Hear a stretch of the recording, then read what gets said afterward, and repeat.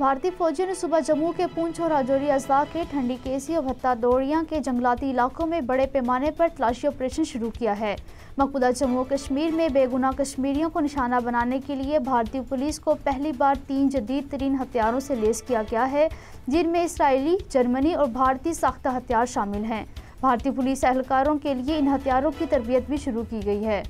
انجمن اوقاف جامع مسجد سری نگر نے میر وائز عمر فاروق کی گزشتہ 4 برسوں سے مسلسل نظر بندی پر افسوس کا اظہار کرتے ہوئے کہا ہے کہ جامع مسجد سری نگر اور تاریخی عالی مسجد عیدگاہ سری نگر میں میراج النبی کی تقریبات منعقد نہیں ہو پائی ہیں، جو انتہائی افسوسناک، مذہبی معاملات میں کھلی مداخلت اور اظہار رائے کی آزادی پر پابندیوں کے مترادف ہے۔ جموں کشمیر میں سابق وزیر ہریش دیو سنگھ کی قیادت میں پینتھرز پارٹی نے قابض حکام کی عوام دشمن پالیسیوں کے خلاف جموں کے چوکا نالہ میں مانتلائی روڈ پر احتجاجی مظاہرہ کیا۔ مظاہرین نے قابض حکام کو خبردار کیا کہ وہ غریب اور بے زمین کسانوں کو ان کی زمینوں سے بے دخل کرنے سے باز رہیں۔ احتجاجی مظاہرے میں سینکڑوں خواتین، بچوں، بزرگوں اور نوجوانوں نے بھی شرکت کی۔ مقبوضہ جموں و کشمیر میں قابض انتظامیہ نے انتظامی سیکرٹریوں کو سرکاری ملازمین کی سوشل میڈیا سرگرمیوں پر باقاعدگی سے نظر رکھنے کی ہدایت جاری کرتے ہوئے کہا ہے کہ کچھ سرکاری ملازمین حکومت کی پالیسیوں پر کھلے عام سوشل میڈیا پلیٹ فارمز پر تنقید کر رہے ہیں،